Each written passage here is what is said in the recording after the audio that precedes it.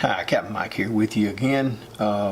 In this video I hope to put to rest whether it's feasible to make a mini mold to go in a microwave or any other kiln for that difference, but some of my viewers have been asking about the microwave mold. That's what it was originally planned to be used in.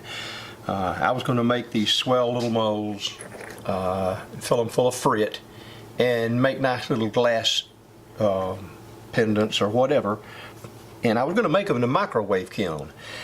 That has not worked out.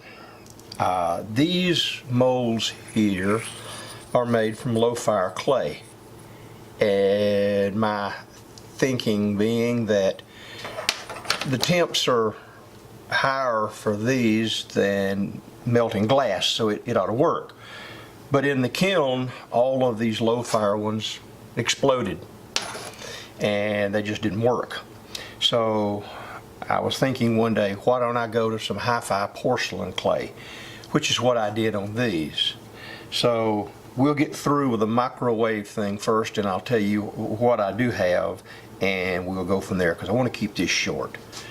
This was the first attempt at a microwave kiln, and I used the porcelain mold, and I filled it full of some just fine frit, and it happened to be bottle glass frit, but that doesn't really make any difference.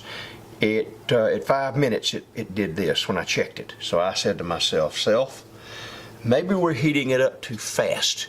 So I did one in the microwave, and I heated it up real slow, and that's what I got. But when I went to take it out, it busted all to pieces. It just literally cracked up, and I'll tell you why it did that in a minute, and where we stand with a microwave kiln. So I said, okay, let me try it with some powder frit. So I got out a B. You can't hardly see it, but that's what that is a B. And I filled it full of powdered frit. About 4 minutes in, I was hitting it in 1 minute increments. I hit it 3 times, I think, in 1 minute increments, and I hit it in a 2 minute increment, and it, boom, that's what happened. So I just gave up on that. The microwave is going to be problematic. I don't, I'm not telling you all not to try it, but I really don't know what else to do, and I really don't want to keep bugging you with videos that show nothing but failures. What I did, though, just to kind of see how far I could go on this, I fired 2 kilns the other day, my glass 110 volt glass kiln, and the bigger 240 volt that I had some glass pieces in. And the glass kiln didn't do too well. I had these 2 pieces in it, and actually I had 4 pieces in it. I had those pieces, so we can get them in there, yeah. And this A here, and they fired too hot. That's one of the things. They just fired too hot. I have not tried to get this one out, but I can tell you what's going to happen. She's going to crack. She's already got cracks in her arms. I treated these molds with some ZYP, 2 coats of it, and that should have been enough. But evidently, when you fire this glass up to, say, full fuse temperatures, it sticks to the kiln, and it also, when it contracts, it just breaks up. You can see it breaking up there, and this one is just absolutely stuck. I mean, I can get it out, but it'll break up as I get it out. The A is going to be the same way.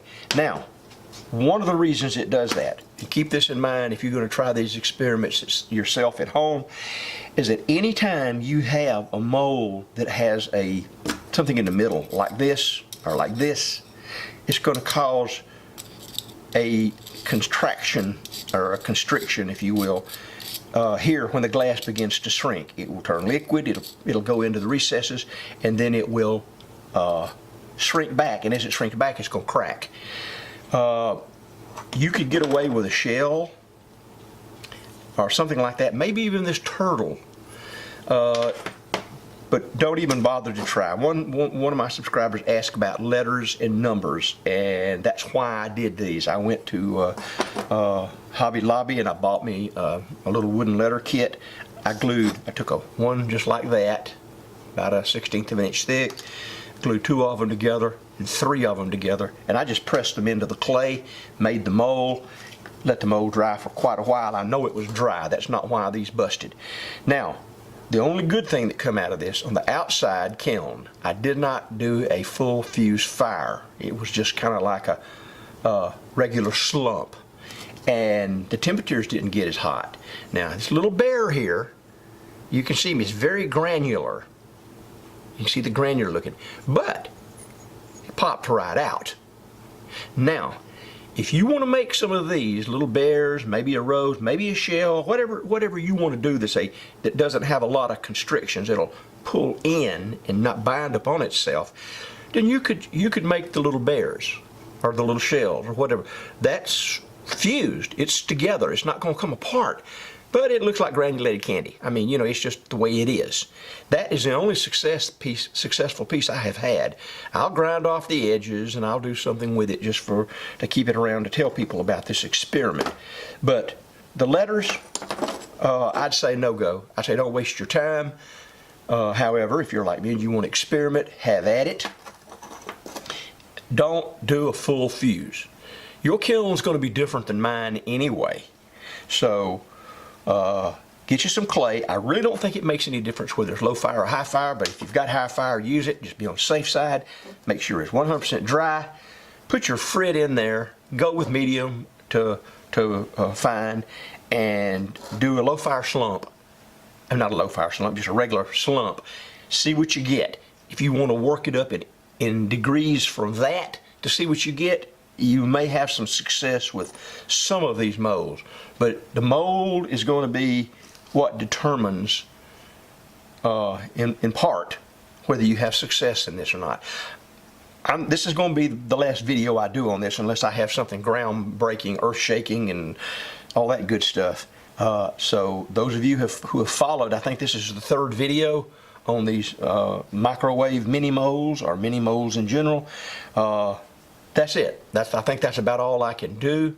So,